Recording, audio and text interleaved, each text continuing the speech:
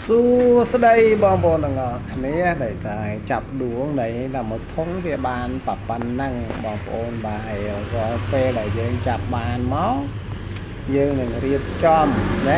3ធុងហ្នឹងគឺសិតតែល្អអញ្ចឹងណាហើយបើសិនជាបងប្អូនណាត្រូវការនៅចង់គេហៅថារបៀបឆាឬមួយលីងអីណាហើយខ្ញុំនឹងមានវិធីវីដេអូដែលឲ្យបងប្អូនទាំងអស់គ្នាធ្វើហើយយំហ្នឹងខ្ញុំនឹងធ្វើវា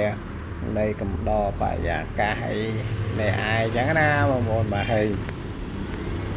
ចាំមើលងាយខ្ញុំនឹងធ្វើឲ្យបងប្អូនទាំងអស់គ្នាតើខ្ញុំធ្វើវាហ្នឹងគឺ